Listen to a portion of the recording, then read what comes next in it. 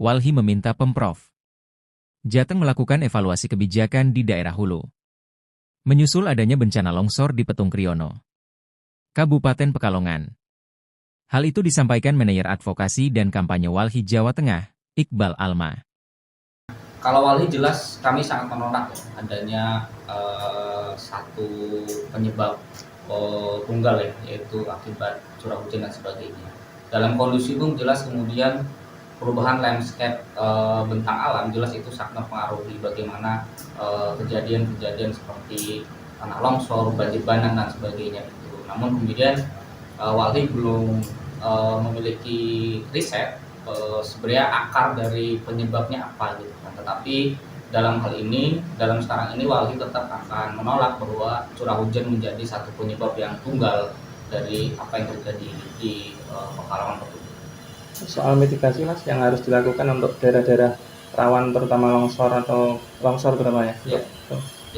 Yang jelas sebenarnya untuk data-data mengenai daerah-daerah rawan itu jelas sudah ada ya, bahkan Jawa Tengah ditetapkan sebagai provinsi nomor 2 yang memiliki rawan bencana yang sangat tinggi secara nasional. Maka sebenarnya saya rasa pertama menetapkan secara tegas daerah-daerah rawan bencana, menjaga bahkan mencari strategi mitigasinya itu jelas jadi satu hal yang penting. Bahwa kemudian kita semua sudah tahu mana saja wilayah-wilayah yang kemudian dia sangat berpotensi untuk terjadinya banjir, longsor dan sebagainya. Kita harus membatasi berbagai macam aktivitas, bahkan mungkin melarang aktivitas tertentu tidak dilakukan di wilayah-wilayah itu karena itu akan semakin memperparah.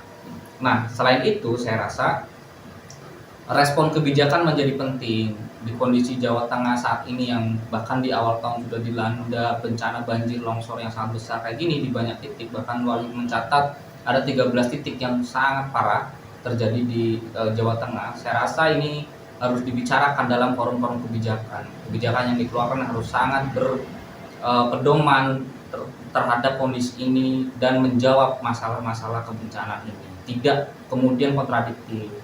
Misalkan kami temukan di kebijakan terbaru Jawa Tengah mengenai perubahan rencana tata ruang dan wilayah provinsi, ada wilayah yang akan dihilangkan seluas 82.000 hektar. Itu adalah wilayah kawasan yang memberikan perlindungan di bawahnya, dan itu adalah wilayah-wilayah hulu, daerah-daerah resapan yang harusnya dijaga untuk tidak memperparah kondisi ini. Itu malah akan dikurangi atau dihilangkan. Bahkan kawasan konservasi akan dihilangkan seluas 18.000 hektar. Itu contoh bagaimana kemudian kebijakan yang dikeluarkan tidak menjawab kondisi-kondisi ancaman yang terjadi saat ini bagi warga Jawa Tengah. Itu sih mas, jadi itu yang paling penting menurut saya, kemudian kondisi-kondisi ini direspon dalam bentuk kebijakan. Itu tadi daerah mana mas yang mau dikurangi? Ya, kalau daerahnya secara data belum ada karena itu jumlah umum yang akan dilakukan di Jawa Tengah dan kebijakannya pun umum di Jawa Tengah. Tapi kemudian kebijakan itu nanti akan diturunkan ke kabupaten dan kota. Nah, secara spesifik mana-mana yang akan dikurangi itu akan ada di kebijakan RT RW-nya di kabupaten kota. Kalau titik rawan daerah